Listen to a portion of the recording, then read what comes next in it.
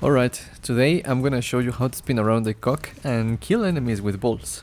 Okay, you know what this is. It's a video guide for the Hierophant, Cyclone, Cast on Crit, Desecrate and Volatile death. The build's concept is that we're gonna be using Cyclone as the medium to cast spells on crit. The spell that is going to be dealing damage is going to be Volatile Death. In order for Volatile Death to work, it needs to detonate a corpse to create a raging ball of fire, so in our cock setup we also have to use Desecrate, which will spawn 5 corpses whenever it's casted. Cyclone's only use is for proccing cast on crit. We don't really care about the damage it deals. Henceforth, we get the most out of Cyclone if we focus the gear entry around accuracy, crit chance and attack speed to maximize the amount of spells getting cast whenever we attack. Since Volatile Death is our DPS skill, we need to increase its effectiveness by investing in crit multi, spell damage, and fire penetration. In order to keep the build relatively accessible or cheap, I decided to use Maligaro's Virtuosity as those give us some crit chance and most importantly, lock the crit multiplier to 300. This mod makes it so that increases and reductions to crit do not affect us at all, and this greatly cheapens the build as we no longer need to invest in crit multipliers. And while that doesn't mean that Maligaro is best in slot, because if you went out of your way to maximize the crit multiplier, you could easily surpass the damage I'm dealing. But with all things Path of Exile, the more you invest into your character, the stronger and more competent they become. This is my take on it, and you're more than welcome to experiment with the build setup. So now, with all of that out of the way, let's talk about leveling. Let me preface this by stating that I personally do not recommend using Volatile Death for early leveling because the gameplay for that skill is a bit wonky. However, at level 38 you can equip Cast on Crit and then you can start using the entire setup, which is gonna make clearing the main acts a breeze. To start off, we're gonna be rushing all the way towards the Shadow Start. That is because that's the zone with the most global crit chance modifiers and we absolutely need those. We should be covering the Shadows area at around level 38. At that point you can start playing Cast on Crit. I recommend using power charges on crit, inspiration, precision as an aura, and you can also equip Maligaro's Virtuosity and Ungil's Harmony while also using diamond rings, and you should have more than enough crit chance to last you the rest of the leveling process. So you can bask in the glory of spamming Volatile Death balls everywhere. At this point, you do your first Labyrinth and take Illuminated Devotion. In order to proc Arcane Surge early on, you can link it to your movement skill or to a golem. In reality, this node won't be doing much until we get the next one on the crew lab.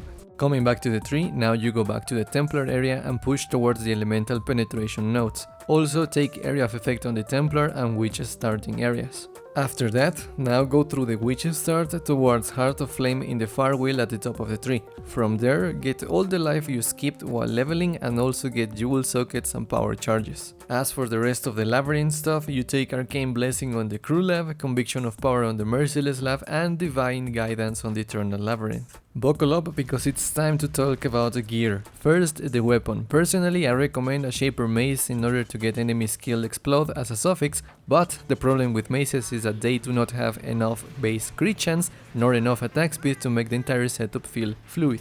Because of that, you're better off using a shaped scepter. I recommend using Karui scepters because they have the most attack speed. You want spell damage, fire damage to spells, local crit chance, and if you can get it, elemental penetration or gaining 20% fire or elemental damage as extra cows. I also crafted my weapon with increased damage per power charge, and you may wanna have the same craft if you have the space on the weapon. Next is our chest, and we don't need any out of the ordinary modifiers on here, just a simple 6-link. Any base is fine as long as you can get the desirable colors. Life, resists and other defenses are fine in this slot. Now for your hands, Maligaro's Virtuosity are the best in slot if you feel like playing the somewhat budget version, aka the one I'm covering in the video. On the contrary, if you feel like investing more into crit multiplier on the tree and gear, then you're better off using other gloves. I give no recommendations here because it's up to you really. For the boots, life, resists and 30% movement speed are mandatory. Cast on crit builds feel great when they finish maps really freaking fast, so to get the most out of your cock experience, get a pair of legs with 30% movement speed or more.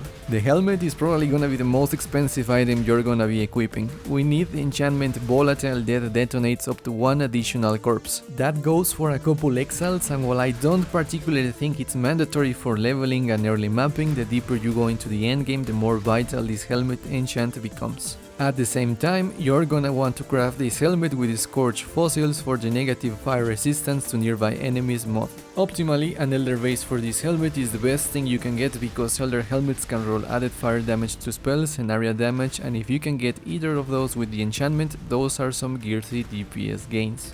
For the shield, you want life, resists, spell damage and elemental damage or fire damage as extra cows. On the jewelry, one of the rings needs flame ability on hit. I got lucky and found a diamond ring with okay stats, but any ring is fine as long as you get the defenses on it. On the other ring, you need life, accuracy and increased fire damage. Both of these rings need an open suffix because we are going to be crafting minimum frenzy charges on them.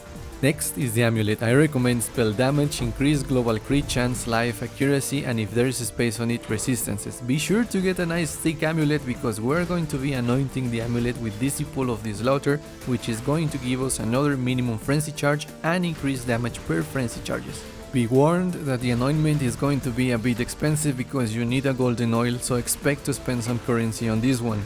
Thanks to the rings having minimum frenzies as well, we now sit at 3 frenzy charges all the time. Now for the belt, we want a Stygian Vice and I recommend using Scorch Fossils to get increased fire damage as a prefix. Optimally, you want an open suffix to craft increased damage, but you can also try to get any missing resistances from this slot. For your flasks, you want a Diamond Flask, a Silver Flask and an Atsiris Promise. On either the Diamond or the Silver Flask, you need the increased crit chance during Flask effect craft. If you don't have it, you can trade for it. Lastly, for jewels, you need increased life, increased global crit chance and attack speed. Now we talk about gem setups. For the cast on crit setup, Cyclone linked to cast on crit, power charge on crit, inspiration, desecrate and volatile death. We use Desecrate instead of Unearth because Desecrate creates multiple corpses at a time, while Unearth is a projectile that creates a single corpse on impact. At the same time, I understand that the Hierophant has power charge generation on totem cast, but I'd rather get them all the time while critting because that means we also get endurance charges constantly and we don't have to stop to cast the totems. Meanwhile, Inspiration support is gonna be giving us some crit chance and elemental damage per inspiration charge while also greatly chipping out the mana cost, which is going to come in handy. For auras, Precision, Anger, Herald of Ash and an Enlighten level 3 to reduce some mana reservation. Yes, I understand that this setup defeats the point of taking Divine Guidance because you want plenty of mana to take some hits comfortably, but I also want more damage, so this is why auras are a bit taxing on the mana pool. It's up to you if you want to ditch the Herald of Ash though. Next, I recommend using Ancestral Protector linked to multiple totems, stun and combustion. We mainly care for combustion because that makes it so that enemies get negative fire resistance by being ignited by the totems. You also want a golem, and I personally went with an ice golem, but whichever golem you feel like using is fine. At the same time, I recommend using Baal Righteous Fire for more spell damage and also linking it to increase duration so that you get the most out of the timed spell damage buff. Finally, any movement skill is fine, so yeah, it's up to you. Okay, now that we have all of that out of the way, it's time for me to give you my thoughts on this little guy. First things first, he is fun as hell. Cast on Critical Strike is one of the most fun setups you can play with, and this is no exception.